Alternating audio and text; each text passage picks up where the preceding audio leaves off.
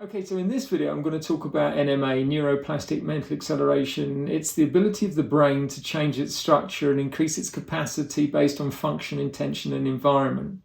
Once upon a time, neuroscience used to say the brain was like a rock, really. And once you got your brain, that was it. And I certainly believed that for the first 50 years of my life. But once I started to understand that you could change the structure of your brain, give it greater bandwidth and frequency, I started to realize that you could get much more capacity for greater levels of super creativity and super fluidity in your head.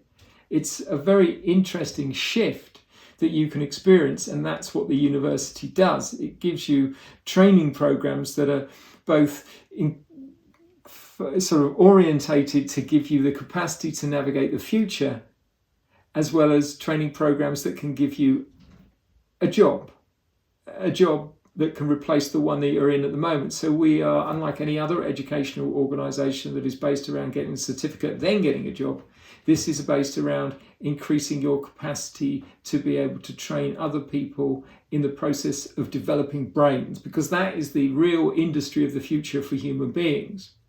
So to give you an understanding of that, you've got to start to wind back a few years, and I'm talking about 200 years, to a guy called Vincenzo Mallicani, who was an autonomist, an Italian autonomist, and he sort of paired animals and then trained one, not the other, and then killed them and dissected them, unfortunately. And what he saw was that there was a difference in brain structure. It was the first evidence that brains were changing based on function, intention, and environment most importantly.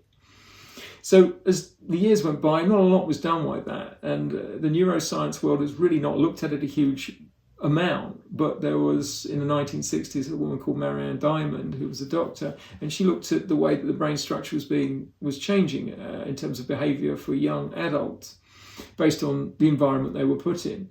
And that research over those years was implemented into stroke victims, and we start seeing that the brain can, given certain impetus, certain structural pressures, actually grow new synapses and neurons. Now, your brain has around about 100 billion neurons in it, and each neuron has about 7,000 synapses.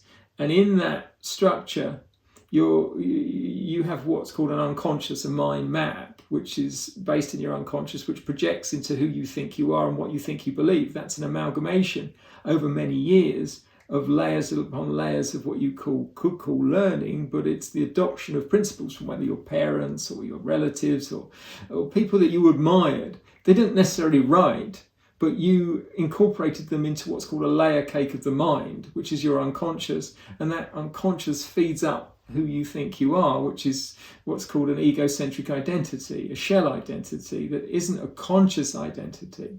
It's just one that you think is conscious, but it doesn't have the attributes of what greater levels of consciousness has. And now consciousness as a word is a greater level of awareness, and at a lower level of awareness, it's a bit like being drunk. You don't know you're drunk. It's your brain, you're in it, you can't do anything about it, and you just think it's normal. And if other people replicate that and are very similar to you, then you think that's the standard.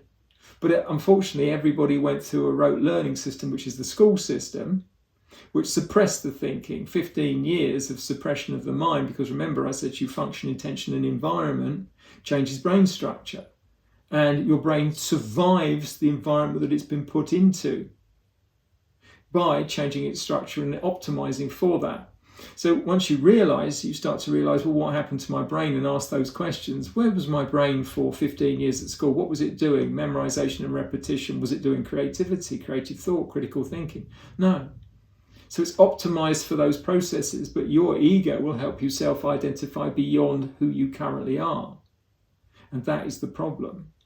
So when you're starting to look at something like NMA as a subject, which is neuroplastic mental acceleration, or for therapy, consciousness change therapy, you're looking at something that doesn't go through the principles of let's talk to a person and work with the established identity and the current brain structure.